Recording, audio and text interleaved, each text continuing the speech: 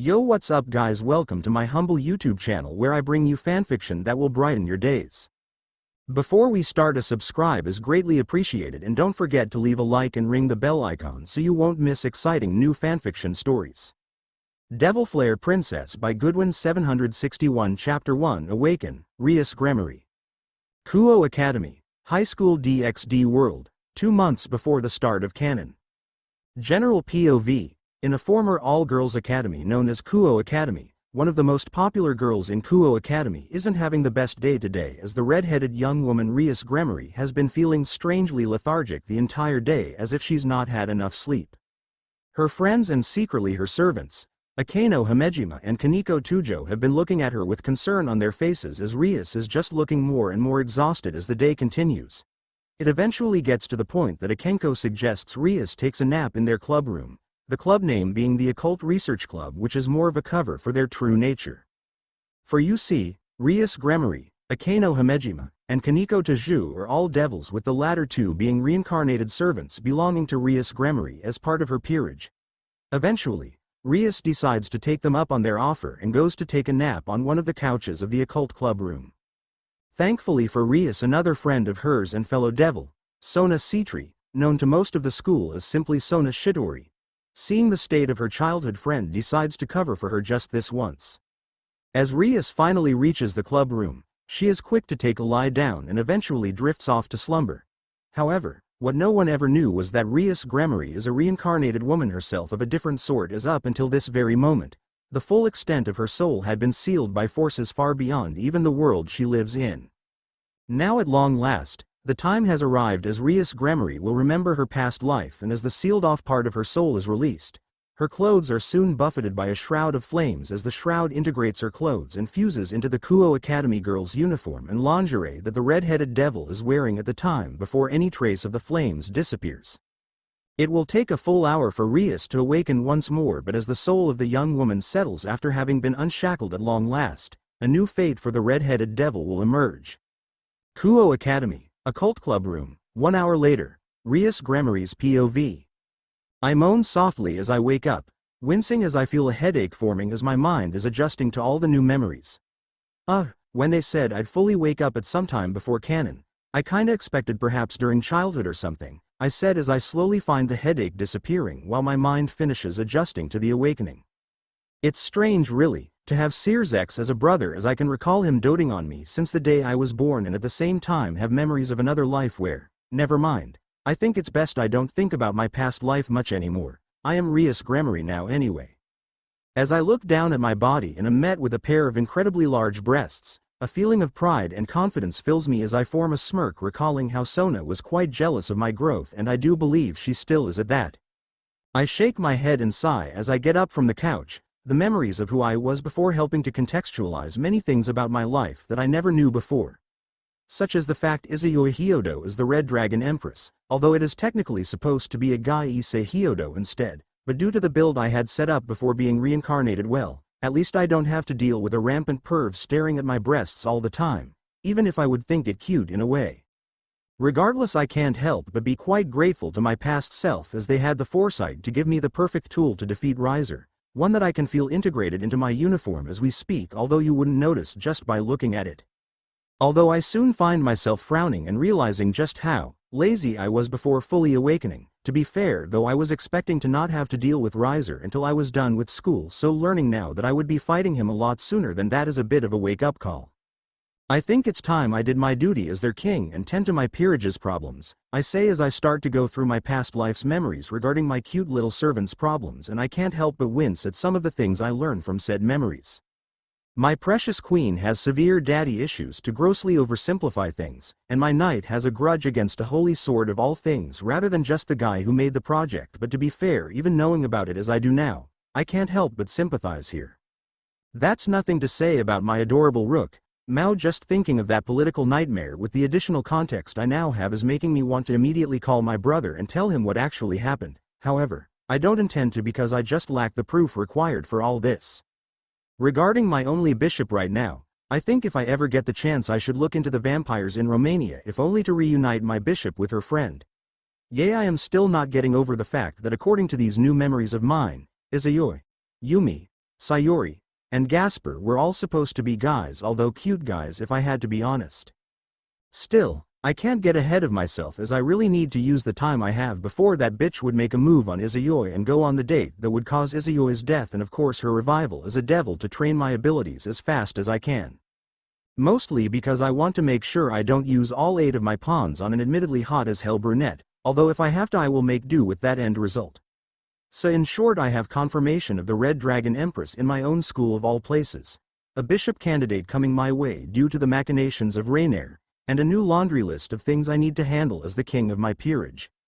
I am expressly trying to ignore the elephant in the room regarding my memories of his death and what that means for the 3 factions at large, as I know for a fact that this particular information is way above my league, and because of said fact, I have no intention of letting anyone find out about me knowing this yet, if ever. Still, I should probably let Akeno know that I'm alright now and try to resume my classes for the day, although speaking of Akeno though, I think I might just make her the first member of my retinue today if things go as planned. I briefly glance toward where I know the shower is and feel so damn tempted to just take a long relaxing shower to put my mind off everything for a while, but I'm already absent enough as it is from class, so I would rather not piss off Sona if I can help it. With that in mind, I head out of the club room and return to class, although with what I know now, however, I should probably keep an eye on Izayoi Hyodo considering the sacred gear she has at her disposal if my past self's memories are correct. Still, I should probably work on trying to reduce the cost of reincarnating her as one of my cute little pawns, which means after-school training for me. While I would love to pick Sona's brain for some ideas for training, my only real trump cards are my inherent power of destruction and of course the fire shroud that I had picked out for myself in my past life, both of which I can't exactly ask Sona for help with. That doesn't mean I can't ask her for strategies for dealing with Riser though. Kuo Academy. An hour later, lunch break, Rias's POV. It's amusing how easy high school is once you've done it once before, albeit in a previous life of course.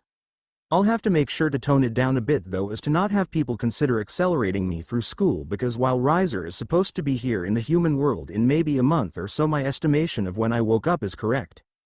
I have no desire to not take advantage of the time I am here at school to enjoy myself, not to mention I don't want to draw attention to myself just yet.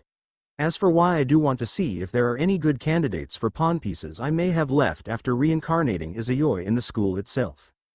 Not to mention I want to make sure that Izayoi is indeed the Red Dragon Empress and that the Hyodo family doesn't have a dead son, brother that could have been Issei, which would kinda suck if it turns out the main protagonist so to speak died before things got started.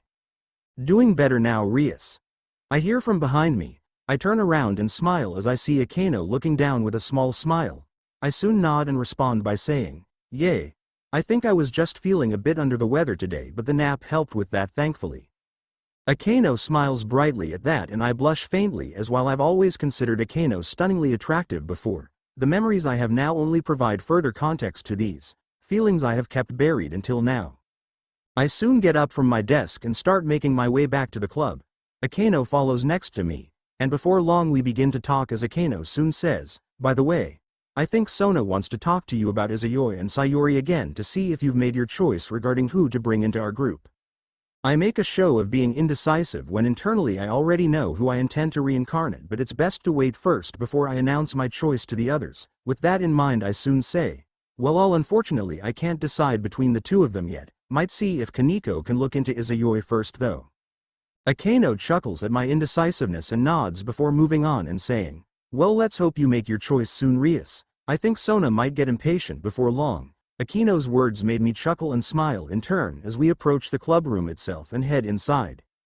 Inside the club room waits both Kaneko Taju and Yumi Kiba, the 2 of them looking at me with relief in their eyes as I am no longer so lethargic as I seemed this morning. I smile at them as I soon say, "I'm sorry for worrying you too. I was merely feeling under the weather this morning and have thankfully gotten the rest I needed to get back to normal." It is Yumi who speaks up first as she soon says, "I'm glad to hear that, Rias. I will admit you did have us concerned that you may have come down with something bad, but thankfully that's not the case," which makes my smile more gentle and warm at that, as I can't help but be thankful for having the peerage I have right now. I will admit it is enough to tempt me to abandon my plan to slowly capture my retinue and just take them all now, but I know that if I did that I'd lose their trust and more, so unfortunately I will have to wait. "Well, you won't have to worry about me on that front anymore. Now then, Kaneko, can I get you to do something for me? I ask while turning to the white-haired reincarnated devil, Nekosho hybrid, who looks at me with a slight tilt of her head as she waits for me to make my request. Can you discreetly monitor Izayoi Hyodo for me? I ask Kaneko, who thinks about it for a second or two before nodding and saying, sure, I can do that, Rias.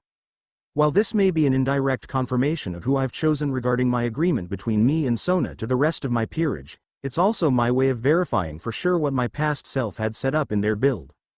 It also has the added benefit of getting Kaneko away from Kuo for long enough that I can capture both my queen and my knight during the time she isn't present, as while my shroud can't be sensed when inactive, I have no doubt she'd smell or sense it if I tried to capture either of the two while she was present, and I would rather not attempt to explain myself mid-capture to my rook. With that in mind, and Kaneko likely going to be keeping an eye on Izayoi after school, all that remains to do is to choose which of my adorable servants to bring into the fold first, Akeno or Yumi. Well, I have until school ends to decide who I'm going for first, as this will be quite the experience indeed for both me and my first retinue member to be. Until then though, Akeno would be so kind as to make me a cup of tea, please. I ask my queen, who smiles and nods pleasantly as she goes to prepare me a cup of tea while I head to look out the window of the clubroom building. And as I look out the window I smile as I spot Izayoi Hyodo with her friends in this world, Katase, Mariyama, and surprisingly Aika Kiryu. The first three are a part of the Kendo Club together, while Aika is apparently a childhood friend of Izayoi in the version of this world I live in. Although unfortunately, universal calibration did absolutely nothing to change how pervy Aika is compared to her original counterpart, probably some sort of karmic balance of some sort to ensure the universal calibrations don't go into meta shift territory. Still though, at least I know the hunch I felt for so long is validated by my reawakened memories of my past self. Although the question now is, how do I approach her and when do I approach her? While I have already decided that I want to train myself and my peerage once I finished binding them all, I have yet to figure out exactly how much of Izayoi's cannon pawn cost do I want to reduce it to. Preferably I would like it so that it would be at least slashed in half, but who knows if I'll be able to train hard enough before the canon events of my world start to occur, so perhaps I may wait until I have confirmation of Rainier approaching Izayoi before trying to bring her into my peerage. I hide a wince as my mind is assaulted with her canon self's dying corpse at a park near the fountain, finding myself resolving to not let things get that bad, as it kind of leaves a bad taste in my mouth to even think of allowing her to die to such a terrible thing as a betrayal. Suddenly I am broken out of my musing as I turn to see Akeno having placed her tea set on the table between the set of 3 couches, and I smile before taking a seat on one of the couches. Thank you, Akeno, I say warmly as I take small, careful sips of the hot tea before me, my stomach warming up noticeably as I continue to take more sips of the tea.